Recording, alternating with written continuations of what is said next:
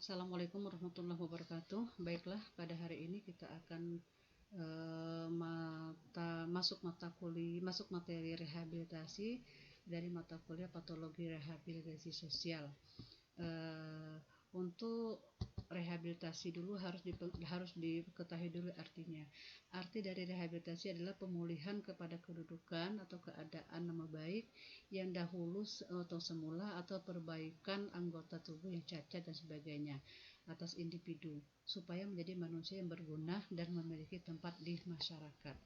Nah, kemudian selanjutnya adalah rehabilitasi adalah sebuah kegiatan ataupun proses untuk membantu para penderita yang mempunyai penyakit serius atau cacat yang memerlukan pengobatan medis untuk mencapai kemampuan fisik, psikologis, dan sosial yang maksimal.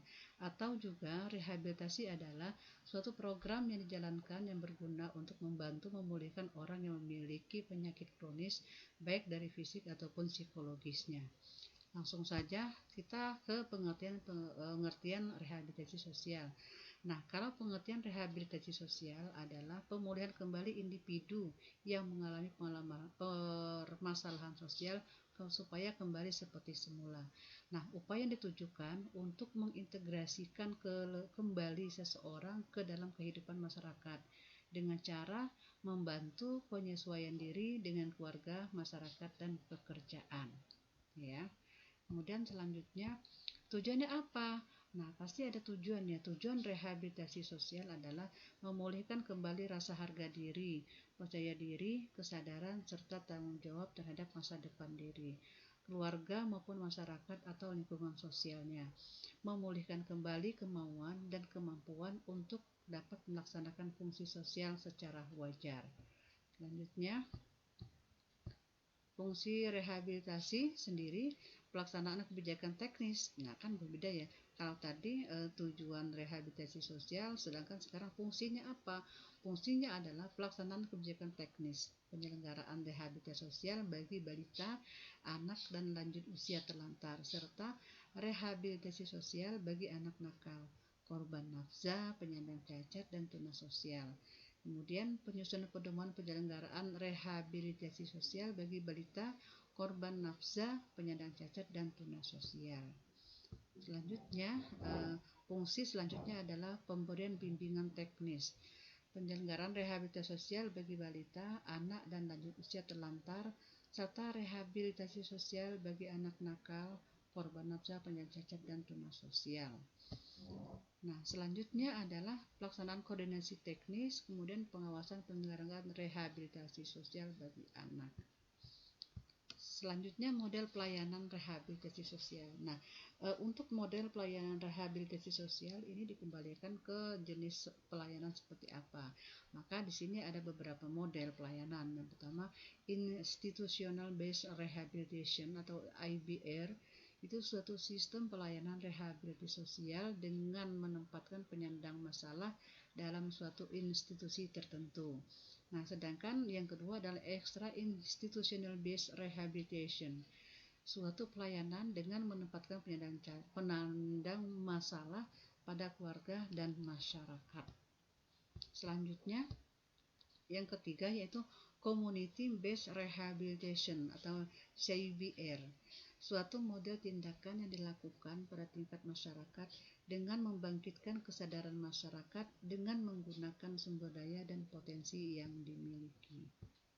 Nah, selanjutnya di sini kegiatan yang dilakukan dalam rehabilitasi sosial.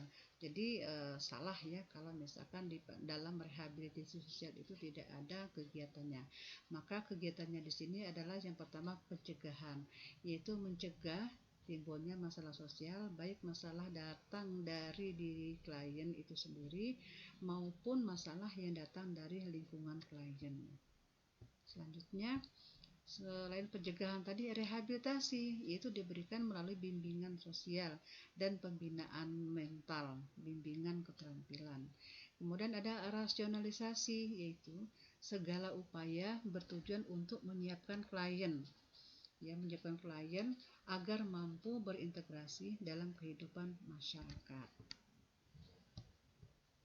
Nah, selanjutnya Pembinaan tindak lanjut. Nah, pembinaan tindak lanjut ini diberikan agar keberhasilan klien dalam proses rehabilitasi dan telah disalurkan dapat lebih dimantapkan. Jadi, nah kemudian tahapan-tahapan rehabilitasi sosial, yaitu pendekatan awal, ada penerimaan, ada bimbingan sosial dan keterampilan. Pendekatan awal ini biasanya itu jarang sukses, tetapi kalau orang yang sudah biasa melakukan ini, insya Allah akan bisa melakukan pendekatan awal. Kenapa? Kalau misalkan kita sudah bisa melakukan pendekatan awal, mudah-mudahan klien atau korban itu bisa menerima. Jadi ada penerimaan. Nah, karena sebisa mungkin kita harus membuka diri, harus lebih lebih empati supaya kita bisa diterima. Maka di situ ada penerimaan. Fungsinya apa? Nah, ketika ada penerimaan dari korban atau dari klien, kita akan bisa mendapatkan informasi dan kita akan bisa menerapkan berbagai tahapan-tahapan rehab sos sesuai dengan petunjuk yang sudah dibuat. Kemudian bimbingan sosial dan keterampilan. Bimbingan sosial dan keterampilan ini juga penting karena kenapa? Karena ketika individu tersebut sudah sudah dimasuk tahap-tahapan tersebut, maka ada bimbingan sosial dan keterampilannya.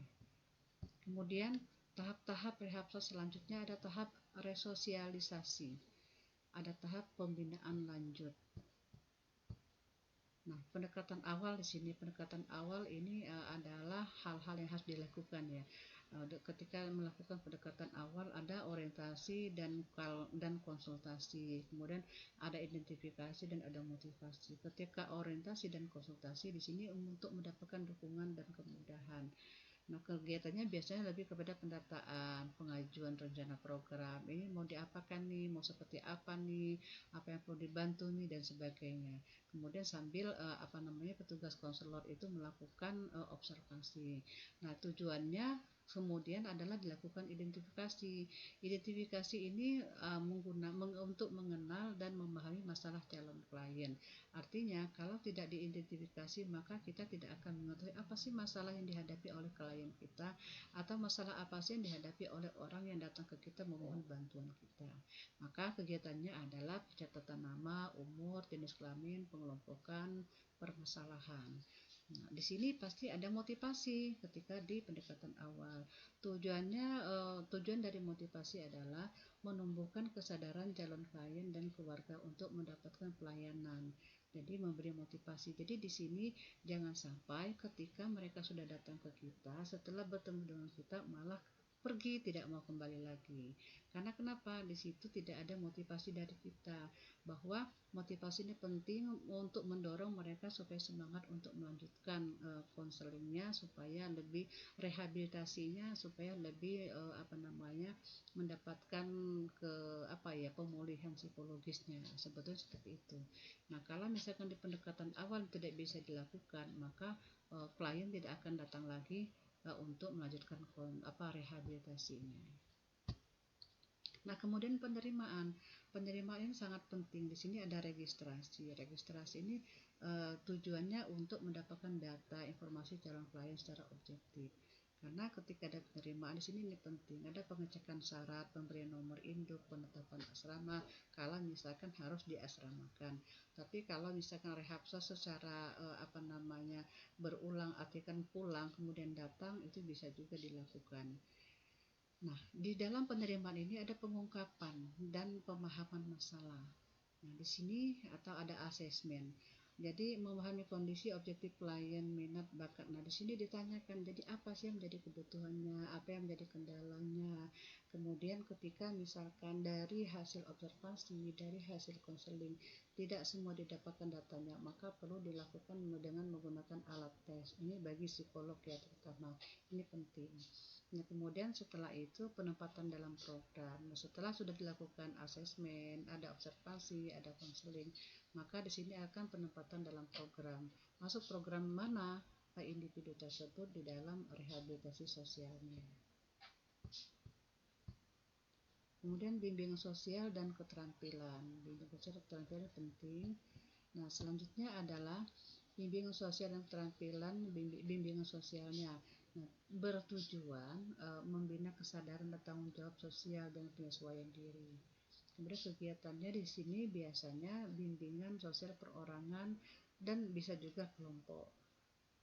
Karena kalau misalkan tidak berhasil dengan bimbingan perorangan, maka dilakukan kelompok.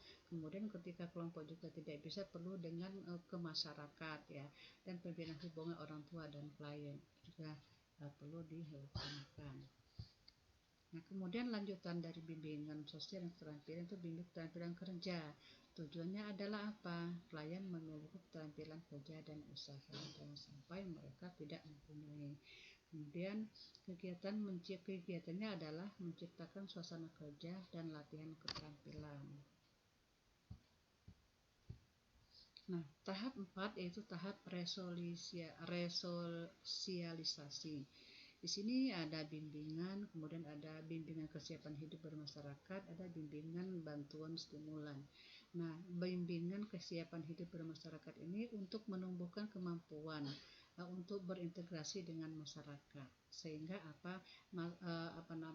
individu atau klien yang di rehab sos ketika kembali lagi bersama keluarga sudah mempunyai kesiapan secara mental.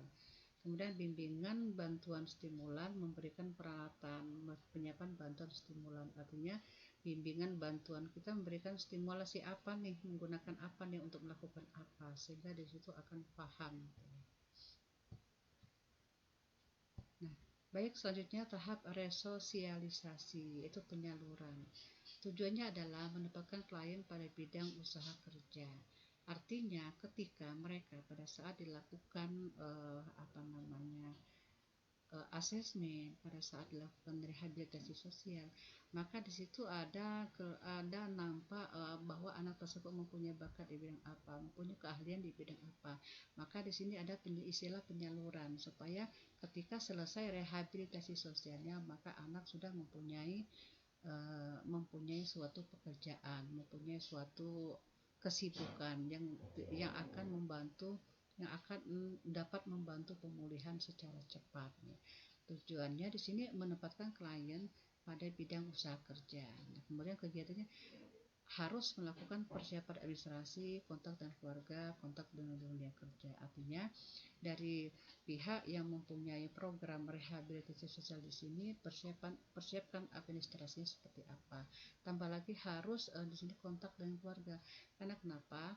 Keluarga harus tahu bahwa anak ini mempunyai bakat tertentu dan bisa disalurkan ke tempat kerja, sehingga kerja tersebut betul-betul merupakan ekspektasi dari yang bersangkutan, dan juga di sini dari pihak dari pihak lembaga atau pihak instansi yang mempunyai program rehabilitasi sosial harus ada kontak dengan dunia kerja, bahwa kami punya orang yang mempunyai keahlian di bidang ini dan bisa dipertanggungjawabkan, seperti itu. Dan selanjutnya pembinaan lanjut. Nah, pembinaan lanjut ini biasa dilakukan ketika ada penerapan program rehabilitasi sosial. Bimbingan peningkatan kehidupan masyarakat terutama di sini penting, yaitu bertujuan memantapkan kemampuan untuk berintegrasi dengan masyarakat. Dengan cara kegiatannya bisa saja dengan bimbingan sosial perorangan atau kelompok, karena bahwa disampaikan bahwa hidup itu tidak sendiri, bahwa manusia hidup itu sebagai makhluk sosial. Nah, maka di situ memantapkan kemampuan untuk berintegrasi dengan masyarakat. Nah, kemudian bantuan perkembangan usaha atau keterampilan. Nah, tujuannya adalah memantapkan usaha atau kerja dengan kegiatannya seperti apa, latihan keterampilan dan latihan pemasaran.